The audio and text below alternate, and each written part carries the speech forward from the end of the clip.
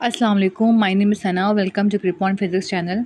आज जो है बेसिकली हम law of conservation of momentum की जो है वो डेरिवेशन करने जा रहे हैं।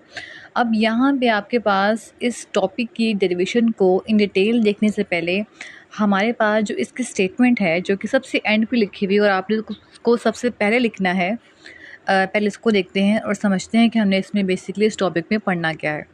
The total linear momentum of N isolated system remain constant.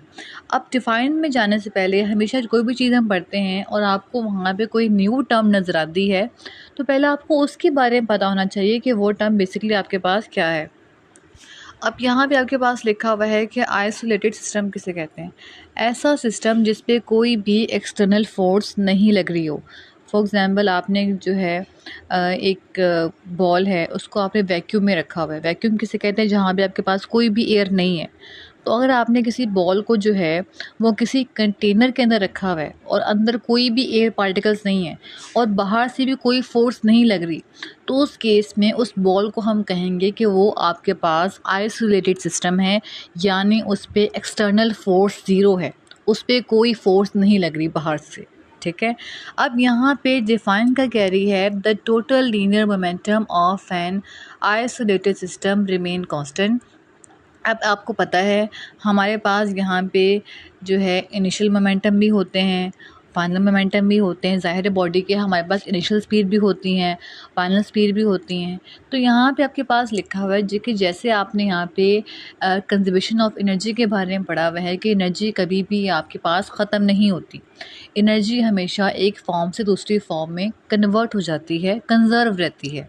Same इसी तरह आपके पास जो मोमेंटम है वो कभी भी जो है ख़त्म नहीं होता। आपके पास हमेशा जो इनिशियल मोमेंटम है वो हमेशा फाइनल मोमेंटम के बराबर आता है।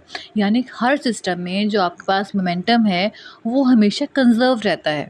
यानी आपके पास जो इनिशियल केस हैं और जो फाइनल केस है वो हमेशा आपके पास बराबर आते हैं। ये होता है आपके पास law of conservation of momentum. ठीक है। अब यहाँ पे जो आपके पास जो मैं अभी आपको बात कर रही हूँ कि हमारे पास जो इनिशियल मोमेंटम्स हैं और जो फाइनल मोमेंटम है वो बराबर आते हैं। किस तरीके से बराबर आते हैं, पहले उसकी जो एग्जांपल है पहले हम उसको देखेंगे। उसके बाद यहाँ पर जो डेरिवेशन लिखी हुई है वो डायरेक्ट लिखी हुई, मैंने उसको जो है वो इन डिटेल साफ़ करके यहाँ पे लिख दिया है, तो आप इसको यहाँ से देख लीजिएगा। फ़र्स्ट ऑफ़ ऑल हम देखते हैं कि यहाँ पे हमने चीज़ों को कंसीडर कैसे करना है। पहले इसको रीड करते हैं। ये लॉन्ग क्वेश्चन के लिए बहुत इंपॉर्टेंट है, तो आपने सारा का सारा लिखना है। Let us consider an isolated system, it is a system on which no external agency exert any force. कि हमने यहाँ पे एक क्या लेना है, आइसोलेटेड सिस्टम लेना है, यानी ऐसा सिस्टम जिस पे कोई भी एक्सटर्नल फोर्स एक्ट नहीं कर रही। तो आपके पास ये ऐसा जो है एक अलग से डिफ़ाइन किया जा सकती है कि आपके पास जो आइसोलेटेड सिस्टम है वो बेसिकली क्या है। अब आपके पास यहाँ पे एग्जांपल ले रहे हैं। For example the molecules of a gas enclose in a glass vessel at a constant temperature constitute a isolated system. उन्होंने यहाँ पे कहा है फॉर एग्जांपल आपके पास एक गैस के मॉलिक्यूल्स हैं, किसी गैस को आपने एक ग्लास वेसल के अंदर जो है बंद करके रखा हुआ है और बाहर से उसके ऊपर कोई फोर्स नहीं लग रही, तो उस केस में जो आप गैस ले रहे हो वो आपके पास बेसिकली क्या होगी, आइसोलेटेड सिस्टम होगा। The molecule can collide with one another because of their random motion, but being enclosed by a glass vessel, no external agency can exert a force on them. उन्होंने कहा है जो आपके पास अंदर जो गैस पार्टिकल्स हैं वो बेशक अंदर तो आपस में टकरा रहे होंगे, लेकिन बाहर से तो उस पर कोई फोर्स एक्ट नहीं कर रही, तो उस केस में वो as a isolated system act कर रहा है। यानी आपके पास यहाँ पे फर्स्ट पैरा में जो है बेसिकली आइसोलेटेड सिस्टम की जो है वो डिफ़ाइन है विद एग्जांपल है। अब यहाँ पे आपके पास जो सेकंड है, सेकंड जो आपके पास एग्जांपल कंसीडर की गई है, बेसिकली इसी के थ्रू जो है वो law of conservation of momentum को जो है वो प्रॉपर जो है उसको ड्राइव किया गया है। हाँ जी, देखते हैं इसको। Consider an isolated system of two smooth hard interacting ball of mass m1 and m2। क्या आपने यहाँ पे दो बॉल को कंसीडर किया हुआ है। यहाँ पे देखें, एक आपके पास m1 है, एक आपके पास m2 है। ठीक है। अच्छा, moving along the same straight line in the same direction with velocity v1 v2 respectfully. अब उन्होंने कहा है कि जो दो आपके पास बॉल है ये मूव कर रही है। मूव कैसे कर रही है कि आपके पास दोनों एक ही लाइन में जा रही है। देखिए यहाँ पे आपके पास एरो जो शो हो रहा है, जो एरो है वो बेसिकली यहाँ पे इन दोनों की डायरेक्शन को बता रहा है कि दोनों की जो बॉल है आपके पास आगे पीछे हैं। ठीक है, जो आपके पास अब यहाँ पे लिखा हुआ है कि जो आपके पास मास m1 है उसकी वेलोसिटी क्या है, v1 है। जो आपके पास m2 है उसकी वेलोसिटी क्या है, v2 है।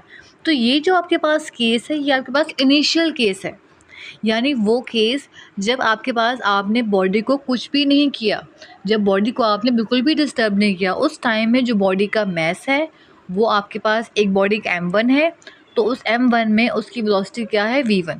तो जब आपके पास बॉडी m2 है उसकी वेलोसिटी क्या है, v2 है। अब आगे देखते हैं।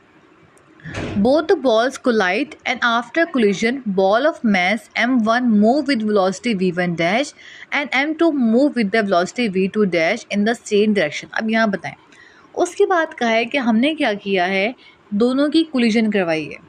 अब एक बात याद रखें, जब आपने किसी चीज़ की कोलिजन करवानी होती है तो उस केस में क्या करना होगा, मुझे बताएं। जब दोनों कार ऐसी हैं जिनकी सेम स्पीड से जा रही हैं आगे पीछे वो, तो उस केस में वो आपस में कभी भी नहीं टकराएंगी। लेकिन अगर आपने उनकी कोलिजन करवानी है, उनको टकराना है, तो उस केस में किसी एक कार को स्पीड तेज़ करनी पड़ेगी, तभी वो दूसरे से टकराएगी। ये मैं एग्जांपल दे रही हूँ, कहीं आप लोग ये काम असल में करने लग जाएं। बॉल की जो है मैं मिसाल दे रही हूँ, मैं बॉल पे ही रहती हूँ, बल्कि यहाँ पे आपके पास दोनों बॉल्स थी, दोनों की सेम स्पीड थी। ठीक है, एक को हम v1 कह रहे थे, एक को हम v2 कह रहे थे। अब उनकी कोलिजन करवाने के लिए हमने यहाँ पे क्या किया, v1 की जो है स्पीड को हमने बढ़ा दिया, v2 की स्पीड को हमने कुछ भी नहीं किया। तो जब आपने v1 की स्पीड को बढ़ाया तो v2 को क्या करेगा, ये आपस में टकरा जाएंगे। ठीक है, जब ये आपस में टकराएंगे, आपने पढ़ा हुआ है कि every action there is an equal and opposite reaction. जब आपने इस पर एक्शन किया तो रिस्पॉन्स आपको क्या मिलेगा, रिएक्शन मिलेगा। और आपने ये देखा हुआ है कि जो आपके पास एक्शन और रिएक्शन फोर्स होती है वो बेशक क्या होती है, ऑपोजिट। तो उन्होंने आपको यही चीज़ यहाँ पे डायग्राम में शो करके दिखाया हुआ है। अच्छा, अब जब यहाँ पे उनकी जो है टकरार हुई है, उसके बाद अब देखें दोनों के बाद जो फर्स्ट केस था और जो सेकंड केस है, दोनों की यहाँ पे देखें शेप बिल्कुल सेम लग रही है।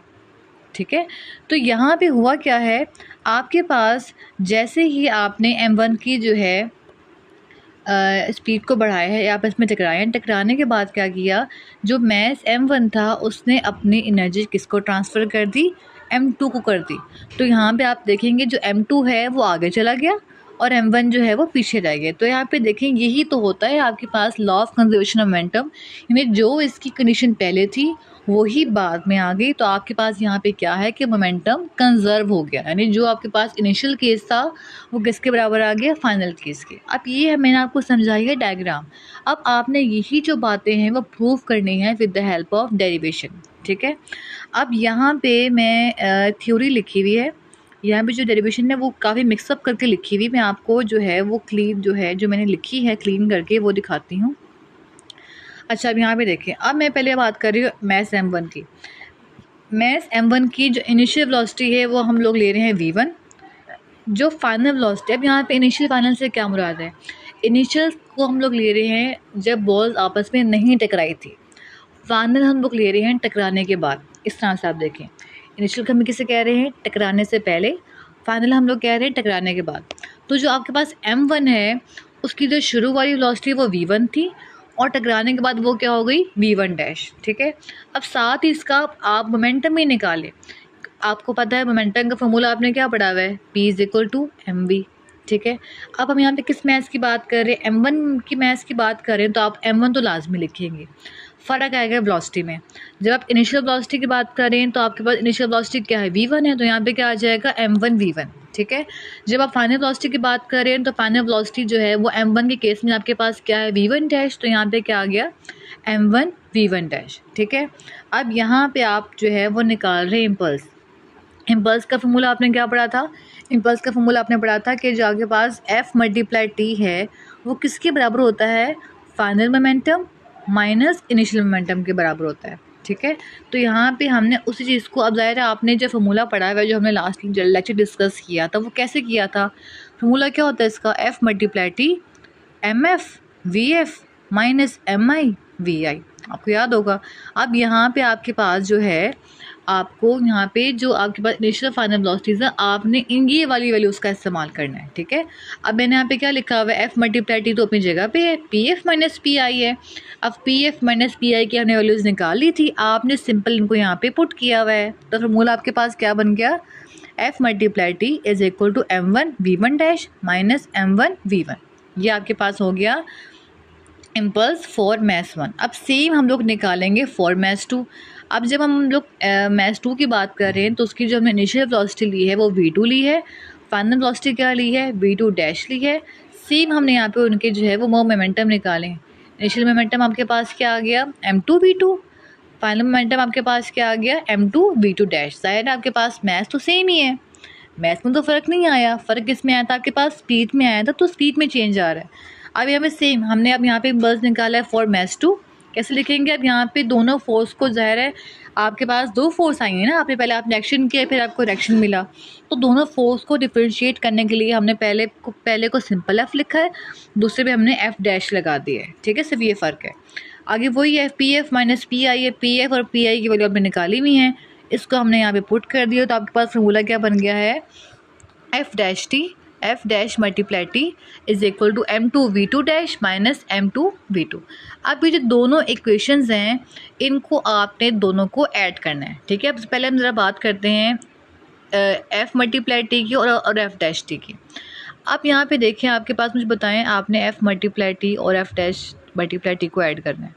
अब यहाँ पे मुझे बताएं दोनों में कॉमन आपके पास क्या है, टी कॉमन है, तो टी को आपने बाहर निकाल लिया, एफ प्लस एफ डैश आपके पास प्लस हो गए। आगे ये देखिए, ये तो सेम है, ये तो सिंपल आपके पास, आपने पहले इसको लिखा, ये लिख दिया, सेंटर साइन प्लस का आ गया, देन आपने ये लिख दिया, ठीक है, यानी आपने दोनों इक्वेशंस को प्लस कर दिया। अब आपको ये पता है कि एफ आपके पास एक्शन फोर्स है, एफ डैश आपके पास रिएक्शन फोर्स है, दोनों फोर्स आपके पास ऑपोजिट हैं, तो आपके पास जो है इसका आंसर क्या आ जाएगा, 0। तो आपके पास ये टर्म टोटली ख़त्म हो जाएगी और सिर्फ ये बच जाएगा, तो आपने इसको लिखा हुआ है। अब यहाँ पर ने क्या किया है, जो आपके पास इनिशियल केस था, यानी जो टकराने से पहले वाला केस था उसको अलग कर लिया है, जो टकराने के बाद वाला केस है उसको अलग कर लिया। यानी आप कह सकते हैं कि जो आपके पास विदाउट डैश वाली टर्म्स है उनको आपने अलग कर लिया है, और जो डैश वाली टर्म्स थे उनको आपने अलग कर लिया। और यहाँ पे देखें, आपके पास माइनस mv1 था, माइनस m2v2 था, दोनों नेगेटिव थे। जब आप इन दोनों को इक्वल टू के बाहर शिफ्ट करोगी तो यहाँ पे ये वहाँ जाके क्या हो जाएंगे, पॉजिटिव। तो यहाँ पे देखें, प्लस m1v1 हो गया, m2v2 हो गया, m1v1 डैश और m2v2 डैश लिए तो पहले पॉजिटिव थे, तो उसको हमने वहीं पे रखा। तो यहाँ पे आप क्या देखते हैं कि जो आपके पास इनिशियल का मोमेंटम था किसके बराबर आ गया, फाइनल के मोमेंटम का। तो यही वो चीज़ है जो आपके पास ये प्रूफ करती है कि आपके पास मोमेंटम कभी भी ज़ाया नहीं होता, मोमेंटम हमेशा कंजर्व होता है। यही वजह है कि आपके पास जो इनिशियल मोमेंटम है वो किसके बराबर आता है, फाइनल मोमेंटम के।